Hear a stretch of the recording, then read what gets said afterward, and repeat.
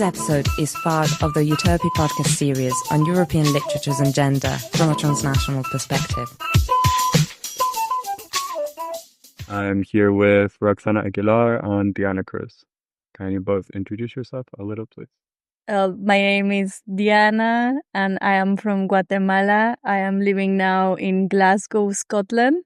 I have been here for 4 years, around 4 years. I started with the Erasmus Masters CLMC, and right now I'm doing PhD in children's literature in Glasgow University. I am Roxana and I am from Mexico.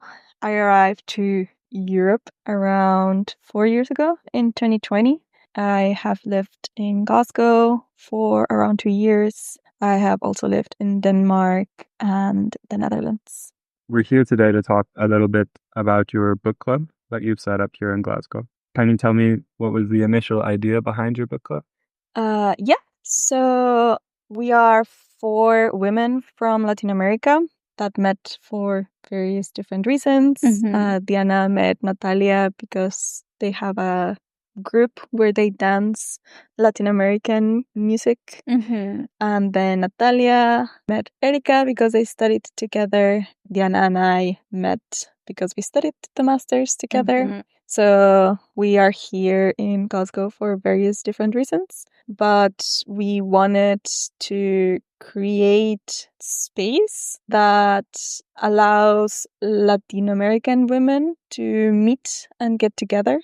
We realized that there are not a lot of spaces where you can meet other Latin American women and where you can create community with them. And there's also no book club, that it's only mediated in Spanish. So that was the main reason. Yeah, we wanted a space where we could talk only in Spanish and where Spanish was in the center. But yeah, we wanted to create community. We wanted to speak Spanish. And we also wanted to read more Latin American women. I think because of our academic background, let's say, we read a lot of white European men. Yeah, because all of us come like from literature field in some other way, because Nati, Erika and you studied literature as an undergrad degree. And you and me, we studied a master with the children's literature. So all of us have like this connection with books and reading. So that is also like a reason for it. Yeah, and I think since we arrived in Scotland, we are not reading as much in Spanish. So we wanted to start reading in Spanish. That's how it started, and that's where the idea came up. And what is the name of your book club, and can you explain the name? So it's called Libros con L de Latinas. We had like a lot of different options. We wanted something that represented the community. And also women. And we made a brainstorm of the names that we liked. But we liked this one in a specific because it was like connecting the words, because books in Spanish is libros. It starts with L letter, and also Latinas with L with L. So it's like L with L con Libros de Latinas. So it's just like maybe like a word game as well. Yeah, like playing a bit with words. We wanted something and that was fun, and I think it shows that it's a book club for Latino women by Latin American women. So.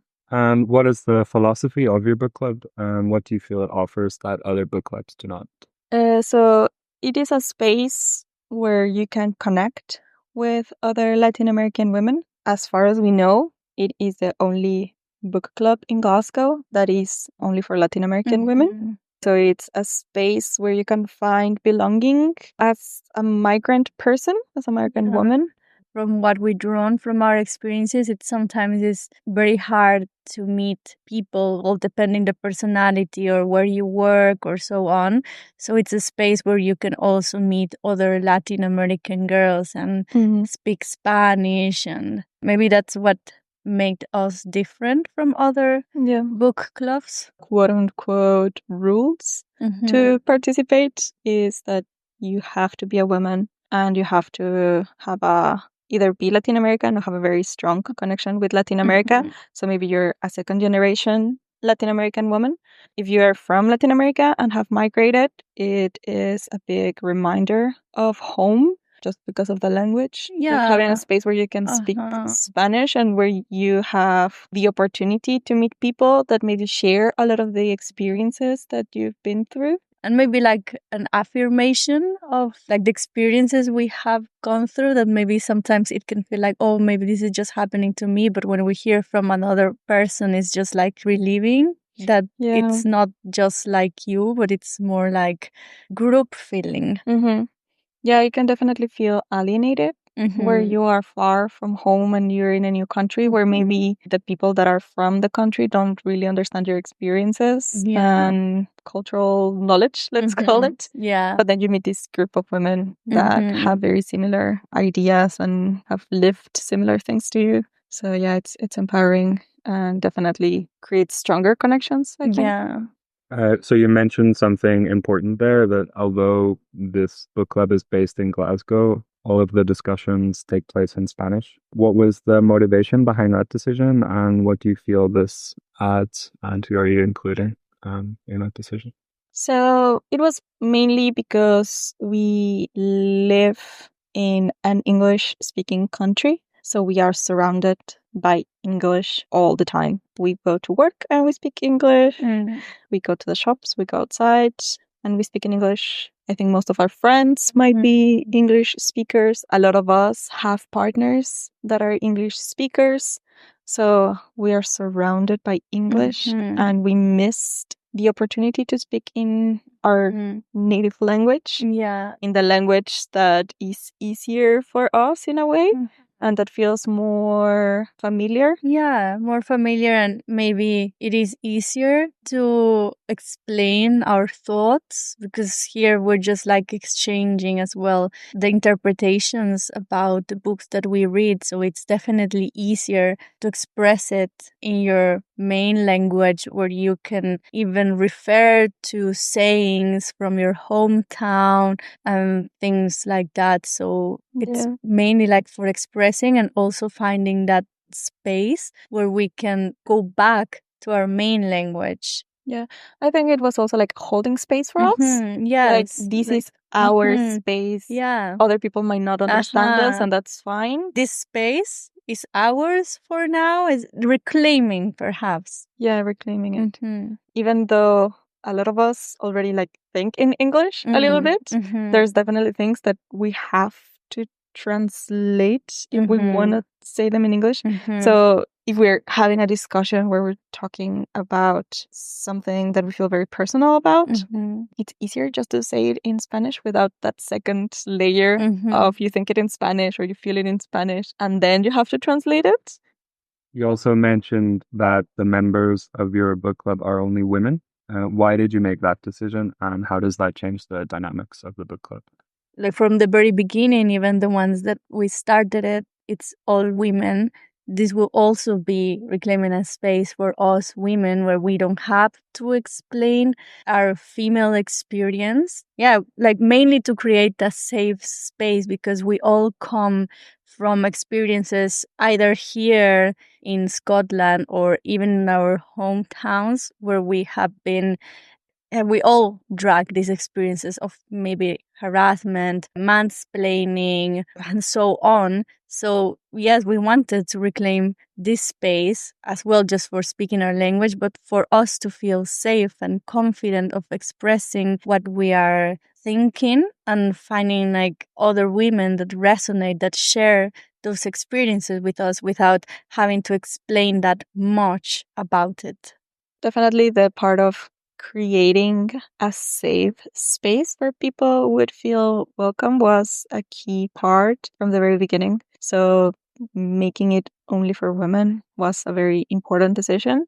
We had experiences where maybe it was a book club about Latin American literature and it allowed men and also non-Latin American people and they wanted to become the center of attention. Yeah. And talk about the Latin American experience without having been there or without a lot of knowledge about it. Maybe like cultural appropriation in some degree, because maybe the perception they usually have of us, it's too exoticized. It's just feeling like, oh, I want to belong to this exotic way of being and thinking. And yes, it ended up in either white men or white women trying to explain to us our own experiences, which in my experience, felt quite enraging.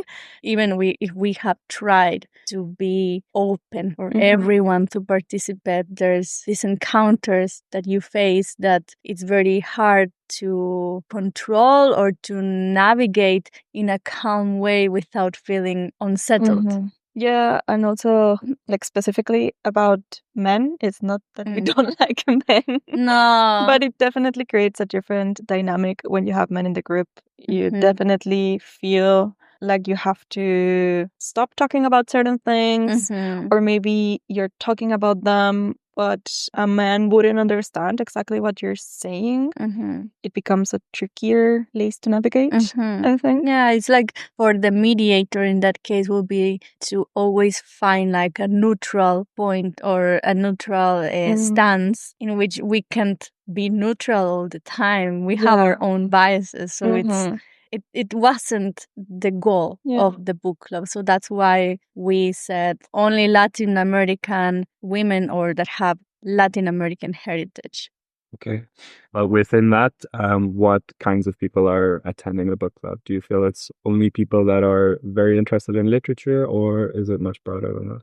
It's very interesting that we have Latin American women from all Latin American to begin with. Yes, it's very diverse from the countries that they come from, age as well, like even as generations, because our youngest is 16 years old.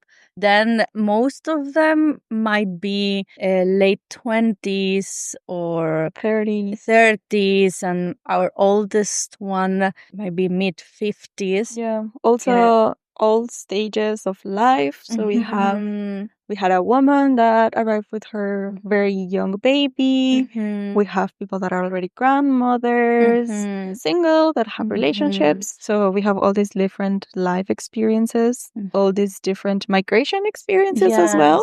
Because there's people that have been in Europe or in the UK for more than 12 years.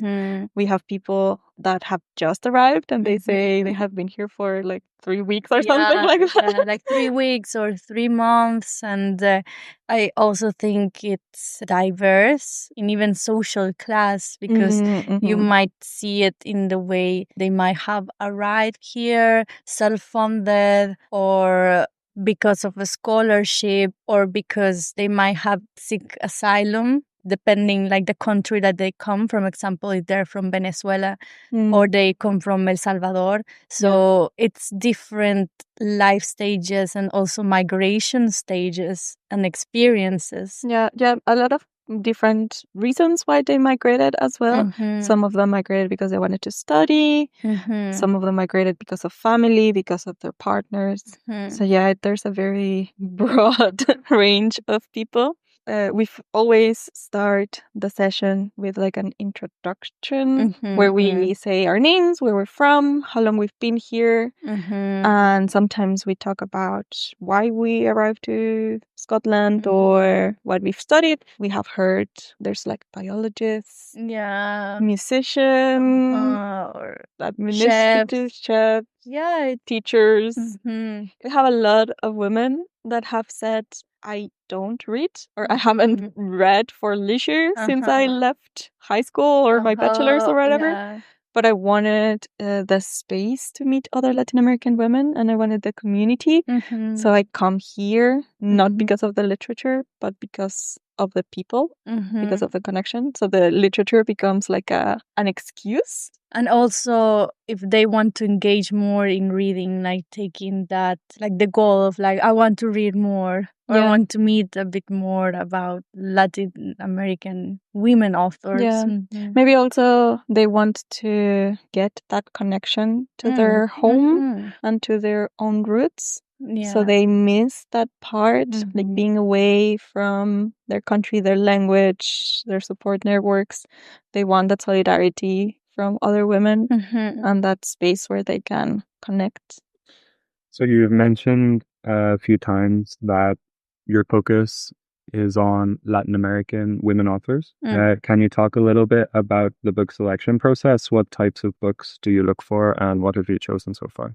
When we first started organizing the book club, we decided that we would have 2 criteria. The first one is that it had to be written by a woman. And the second criteria is that they had to be Latin American or from the Latin American diaspora. So very similar to our criteria for attendees. For the participants.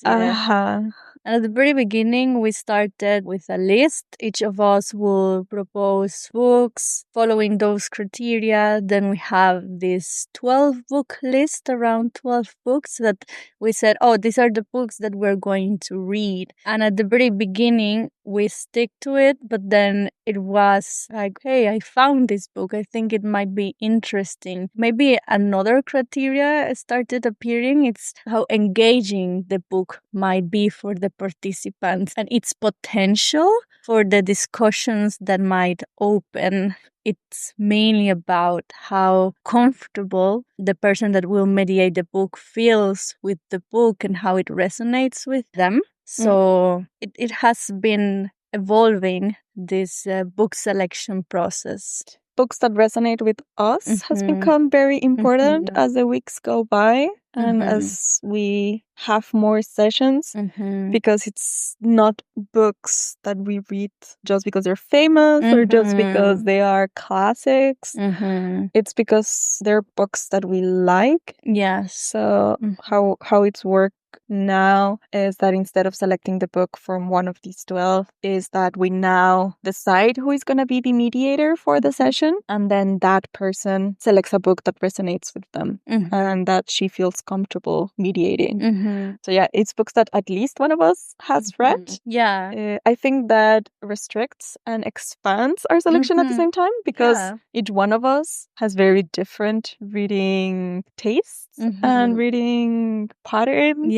So Natalia loves horror. I love more like romance and contemporary fiction. You like picture books and also modern graphic novels. We have very different tastes, so that makes us read books that we might not have chosen otherwise.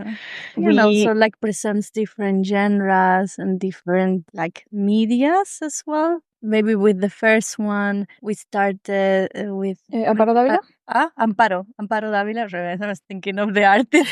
Amparo Dávila, a short story. Then we moved into this Itza that was written both in English, well, predominantly English and Spanish as well, coming from the author.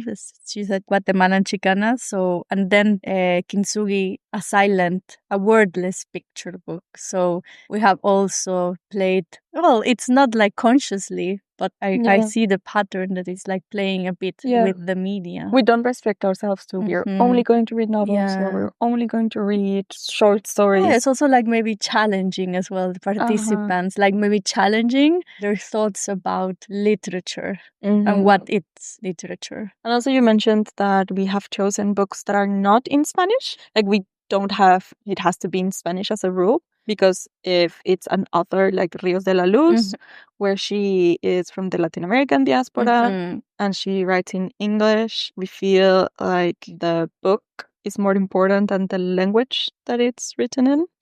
And the author is more important than the language. I think it's like the author and how their experiences as Latin American women resonate with us. Yeah, like and also their tradition, their roots.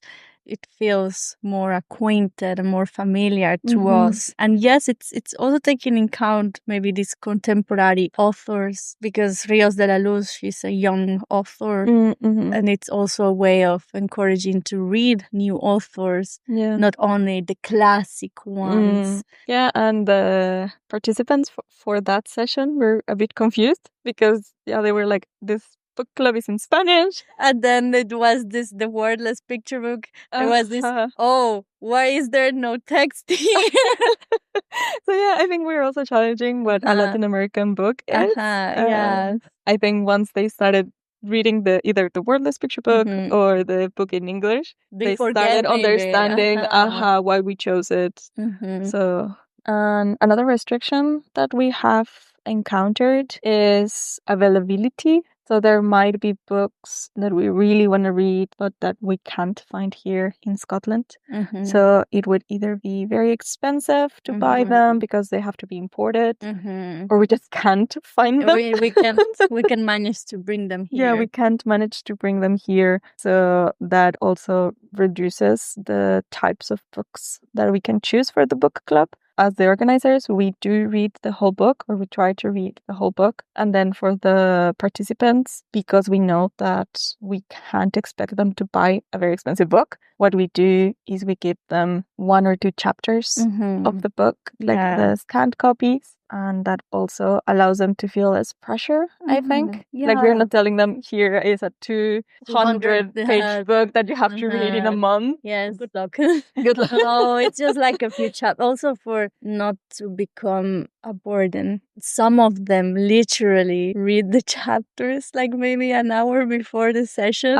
We acknowledge that it's mainly focused on their situations, their circumstances. Like, we know they all work, they might study, and there's so many things happening in life that it becomes difficult to read a whole book, and then it will become like a type of homework. You have to read this, and if not, you are not going to be able to participate. You can't come in, and that's not what we want. Yeah, and I think it also goes back to, we have people that don't usually read for pleasure. Yeah. So if we give them a very big book, they're not going. And then it's like, sorry, I didn't finish the book. I won't be able to come. And what we want is for them to come. So you mentioned the Latin American experience as one of the aspects of a text that is important for you to discuss. Are you drawn to any particular themes or topics when you're selecting the books?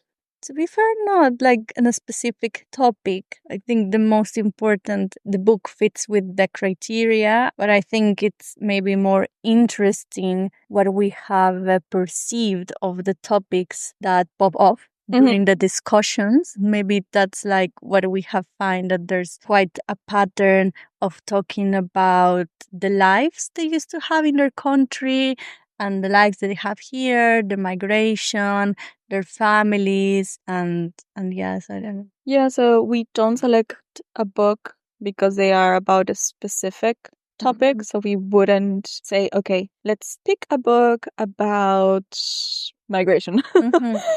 We are not going to do that. We are going to pick a book because we like it. And it coincidentally talks about certain topics that resonate with us or that we can connect to our lives. I think because of who our participants are, it's likely that during the conversation, certain topics are going to come up more often, like migration, like gender roles.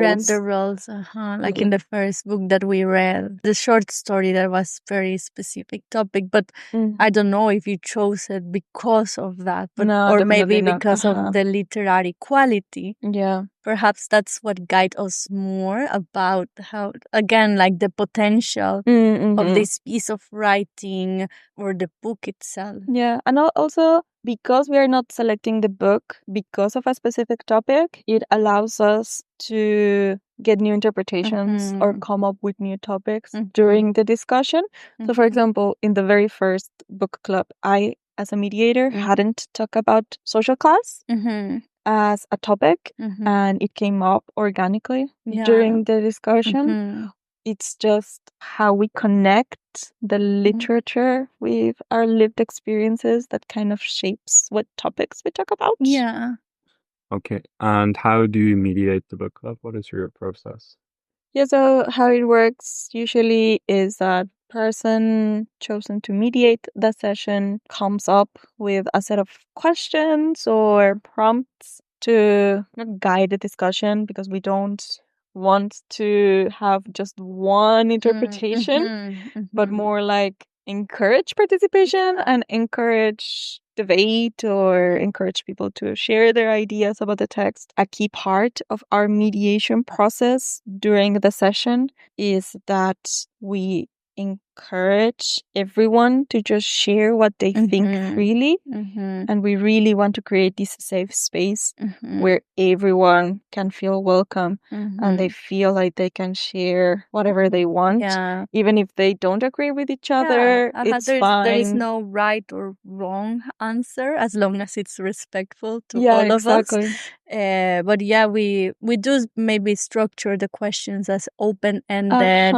in a way that it can focus in the literary side of the reading and as well as the lived experience. Yeah.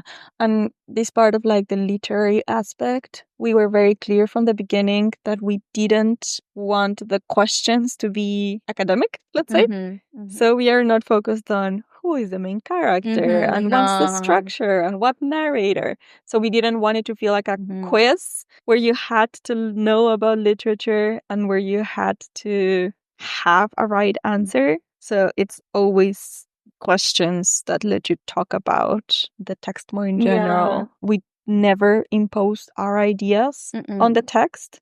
If I think one character is good and another person thinks the character is bad, let's say, with these dichotomies, we totally accept those. Yeah, it's again, we don't want to impose expectations to participants for them to answer what we want, but mainly to answer what they feel, what they interpret.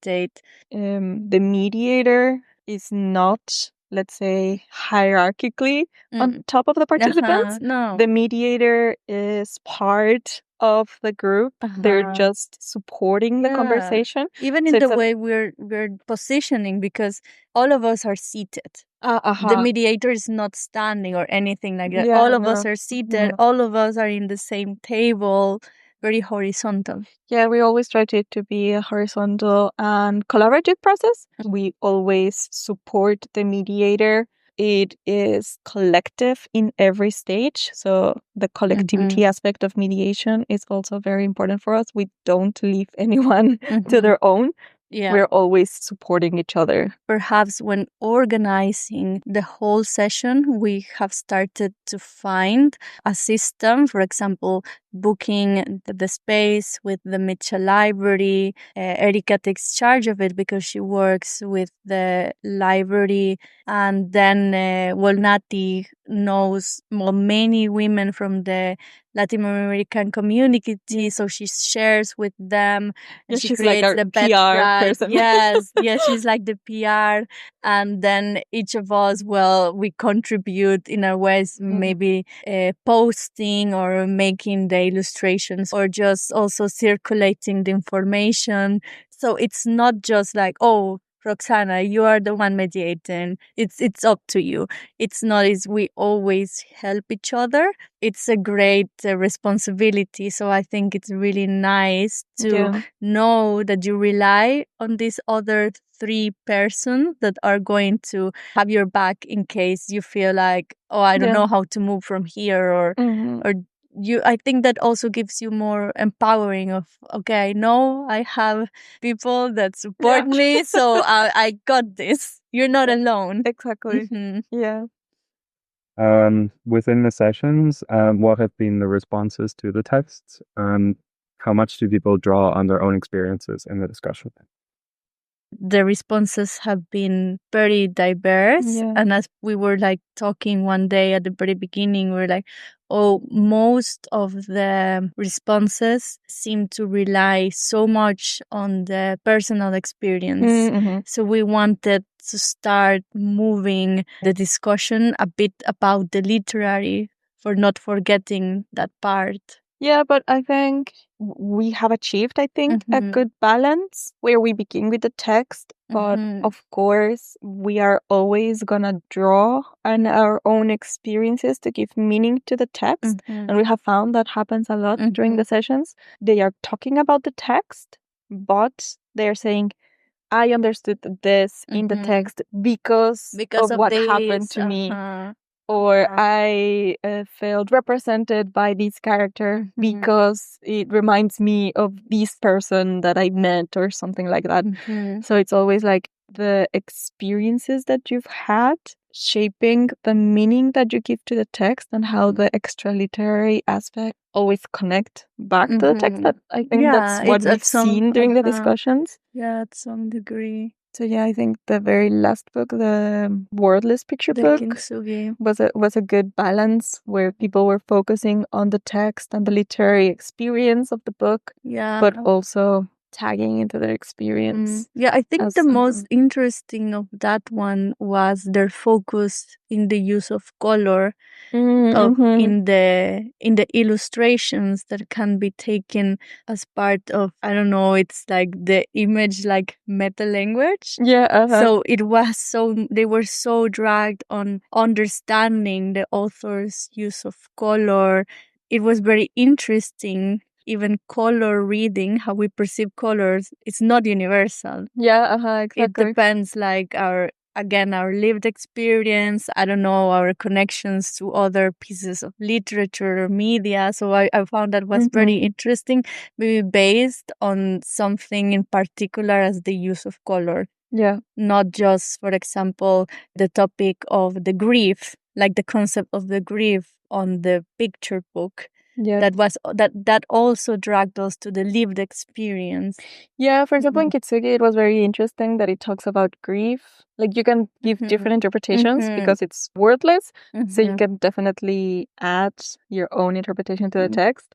And because of who we are, the concept of migratory grief came up. Like these stages of grief that you go through as a person who migrated from their home country. And how some of them talked about how they felt that it reflected their experience as a migrant. Yeah, it's just like maybe like the concept itself is grief, and then the lived experience is like how have each of us has experienced grief at what degree, and also how we, like in the characters, only two characters, how we position ourselves in either one of them or someone else or like family or it was really, really interesting. It was very interesting. Yeah, and with Itza, that one of the participants mentioned, I couldn't really relate to the book because I haven't met my grandmothers.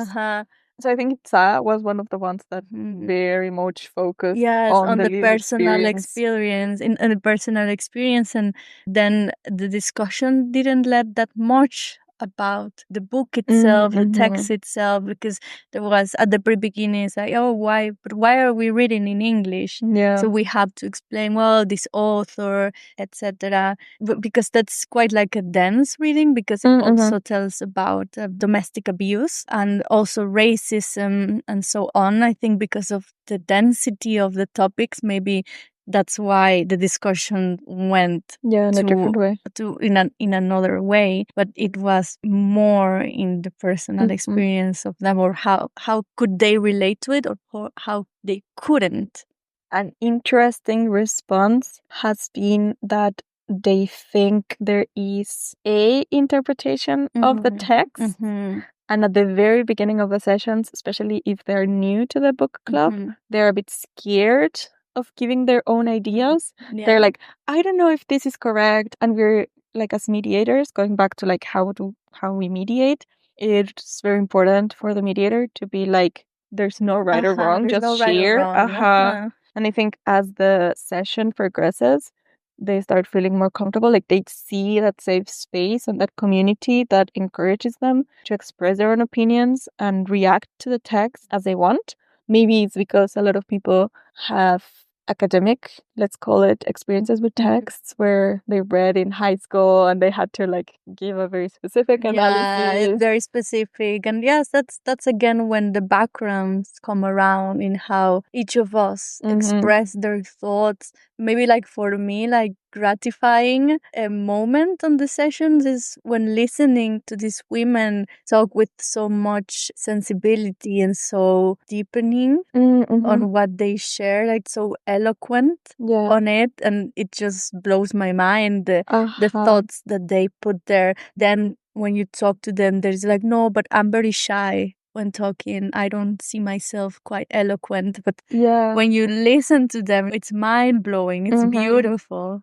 It's a space where we accidentally, let's say, empower women. Yes, We give them a space to just talk. Because there's a lot of spaces where, let's say, again, I don't hate men, but but sometimes you're in spaces where you start giving your own opinion based on your life or what you've experienced or what you know, and someone else, maybe also as a migrant, someone else is like, no, but that's not correct. That's not correct. You're not using the right terms. Yeah, so then you start quieting your voice, you stop maybe sharing as much of your own experience, giving your own opinion. And this is a space where you can just say things, talk without the fear of being right or wrong. We have never, so far we have never encountered of any of the participants expressing something just aggressive or nothing. Disrespectful at all. All of it is, as I tell you, they share these thoughts that are just so powerful, so full of their wounds, their experiences, all this whole life they have walked. Being vulnerable enough and feeling safe enough to cry. We had one participant that resonated so much with one of the texts that they started crying because they felt very strong connection with what we were talking about. So having that space to just be unapologetically you. I remember that we were deciding if we were going to accept European people in the book club. I don't remember. One of us mentioned that we didn't want to accept people from non-Latin American contexts because they might express opinions that are hurting or disrespectful, and they might not do it consciously. Yeah. So it's because of their unconscious bias and how they have been brought up and their context that they might say something that will hurt us or trigger us or makes us feel unsafe. Yeah, unsafe. So, yeah, it's like I used to attend to a book club that it was only for women, but it was women from all over the places. And also, again, the purpose was making community for all of us that arrived here to Scotland, like migrants, but migrants from all over the places. There was a great participation, mainly of European women. Like from one time that I participated, there was this girl that was then trying to explain to me about colorism.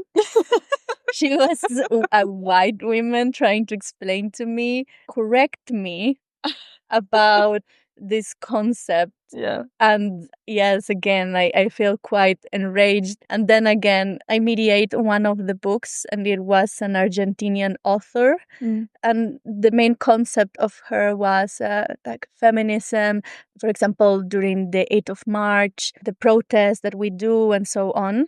So again, I was trying to explain them the Latin American experience of the feminist movement, and they were like, "Oh, that's great to know," but none of them knew, for example, why we do that, why we feel like so triggered in unsafe places. Because one of my questions was like, "Oh, well, have you ever felt insecure in your place of living, your neighborhood?" And none of them. Maybe the other girl, the other Guatemalan girl, she was the only one that resonated with it. Then the rest of them was like, well, I have never felt like fear when walking back home or in the streets or things like that. So that has been interesting to see that even though we are very different. Our response to the text in that aspect has been very similar. So we all have this connection because we are Latin American and because we are migrant. We all have very similar responses to text sometimes.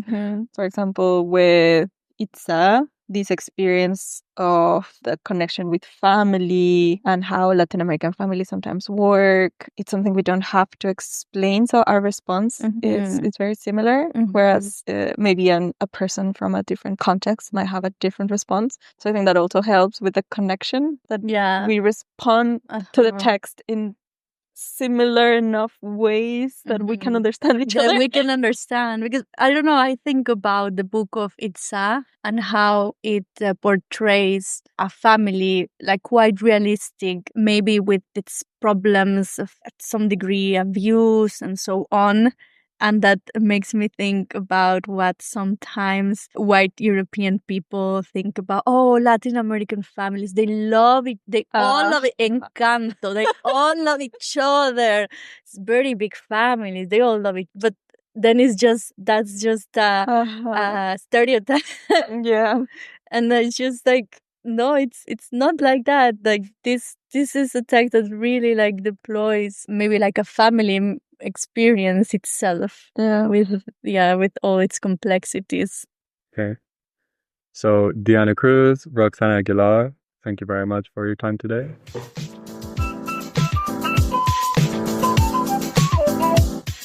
This podcast is powered by the European Union and the Central European University Library.